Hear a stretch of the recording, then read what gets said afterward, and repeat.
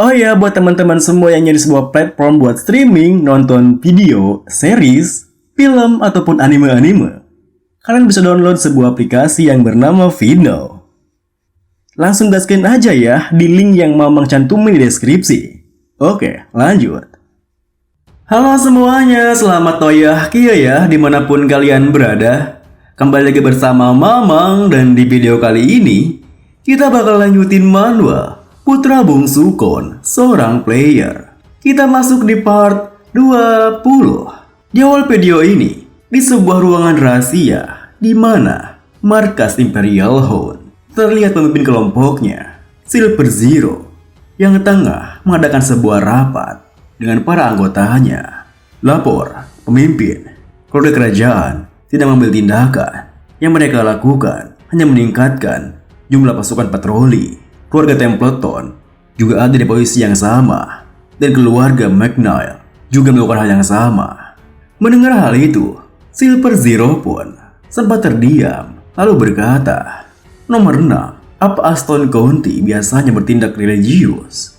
Nomor 6 membalas, "Tidak, mereka tidak seperti itu. Mereka punya hubungan yang baik dengan kuil, tapi mereka tidak religius. Mereka tengah menyiapkan sesuatu bahkan sebelum ramalannya diumumkan. Jadi saya rasa mereka punya sumber lain." Silver Zero melanjutkan, bagaimana dengan Grey?" Anak buahnya membalas, "Tak ada yang spesial. Ia hanya berfokus pada urusan akademi untuk saat ini." Silver Zero melanjutkan, "Nomor 8, apa kau berhasil menyusup ke squad mercenary itu?" Nomor 8 menjawab, "Maafkan saya, kami telah mencobanya. Namun, semua anggota kami gagal." Tentunya, jawaban nomor 8 membuat rekan lainnya merasa keheranan. Apa? Mereka akan mencari ribuan pasukan, tapi bagaimana bisa tak ada satupun dari anggota kita yang lolos seleksi? Nomor 8 menjelaskan, mereka lolos ujian penerimaan, tapi mereka gagal di ujian utamanya. Saya rasa Raul memiliki beberapa kemampuan spesial. Apa Anda rasa kita harus berhati-hati dengannya, pemimpin? Toh, dia tidak mendapat keuntungan apa-apa dari hal ini. Rekan lainnya menambahi, "Itu benar, para bangsawan itu tidak bisa menghentikan rencana besar kita." Mendengar hal itu, Silver Zero pun menuturkan, "Benar, untuk saat ini, sebaiknya kita awasi dia dulu. Bagaimana dengan agen-agen kita?" Bawahannya membalas, "Semuanya sudah bersiap di posisi mereka." Silver Zero pun menekankan, "Rencana besar kita sebentar lagi dimulai. Hari di mana kita membunuh bangsawan-bangsawan sialan itu akan tiba. Tetap fokus." Mendengar hal itu, para bawahannya pun dengan serentak membalas, "Demi sang kaisar, demi sang kaisar." Namun, di ujung rapatnya, Silver Zero sempat bergumam, "Raul, Aston." Waktu pun berlalu. Malam hari itu, di ibu kota kerajaan, Turium, terlihat seorang ibu-ibu dan juga anaknya yang tengah berjalan menuju ke rumahnya. Namun jalannya, anak sematawayangnya dikejutkan ketika melihat ke arah langit. "Ibu, itu apa?" Ternyata anak itu menunjuk ke sebuah cahaya seperti meteor yang melintas di atas langit kota Ruben. Hal itu pun membuat sang ibundanya yang merasa aneh hanya bisa menjawab, "Apa itu? Kenapa ada banyak meteor?"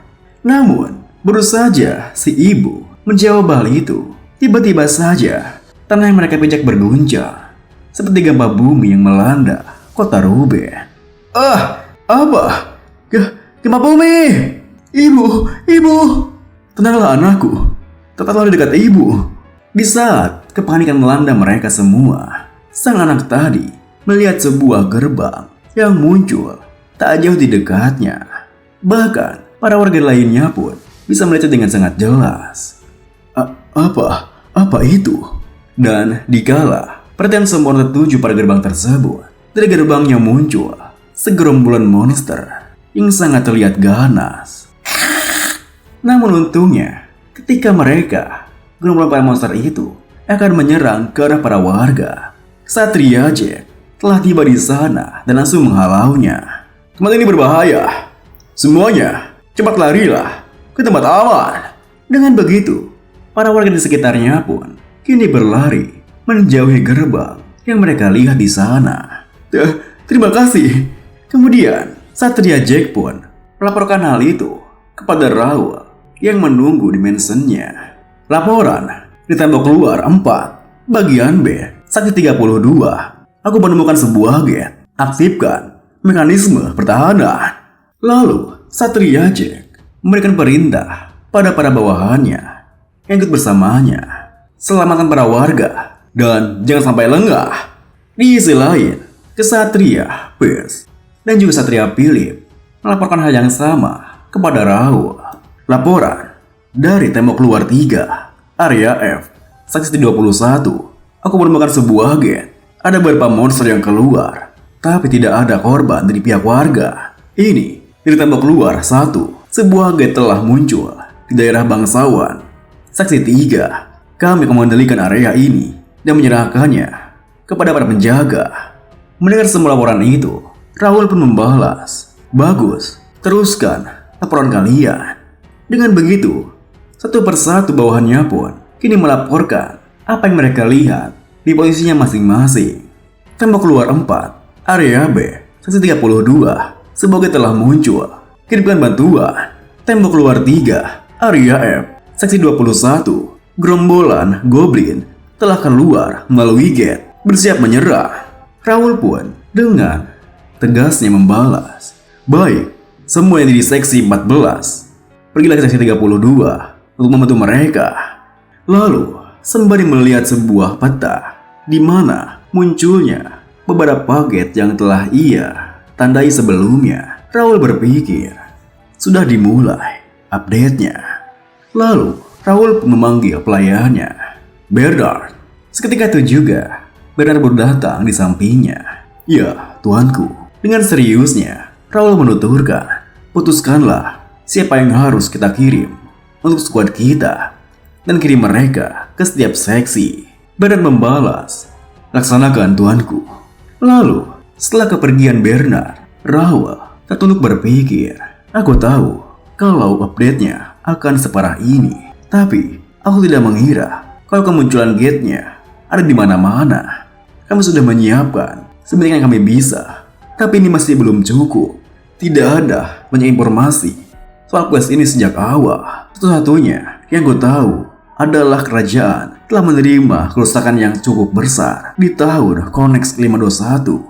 Karena kemunculan gate-gate ini, aku tidak tahu berapa banyak gate yang akan muncul, lokasinya, ataupun rank dari gate-gate itu. Aku harap aku bisa menyelesaikan gate itu dengan tanganku sendiri. Tapi, aku sendirian sekarang. Aku harus minimalisir kerusakan yang terima oleh warga menggunakan kekuatan seluruh guild milikku. Jika aku tahu rank dari gate-gate itu, aku bisa menempatkan pasukan dengan lebih efisien." Di saat Raul berpikir seperti itu, tiba-tiba saja muncul sebuah window sistem pemberitahuan yang memberitahukan Raul tentang questnya. Sebuah quest limited, Gate Trust, rank X. Objektifnya, selesaikan gate sebanyak yang ia bisa. Deadline-nya 30 hari. Deskripsi misinya, apa yang terjadi? Gerbang dimensi itu diketahui tiba-tiba mengambil alih dunia Konex. Bersihkan gate itu sebanyak mungkin yang ia bisa untuk menenangkan para penduduk lokal. Hadiahnya tergantung pada ranking. Guild nomor 1 atau pemain teratas bisa mendapatkan special gift, dan sebuah tambahan gate akan direfresh setiap tengah malam. Melihat deskripsi misinya, tentunya membuat Raul tersentak kaget. Apa? Refresh? Apa-apaan itu? Apa ini benar-benar tidak dihindarkan? Aku memang sudah mencurigai hal ini. Tapi, skenario kompulsif Konex memiliki sistem pertahanan yang bisa menghentikan permainan, yang bisa berdampak pada skenario.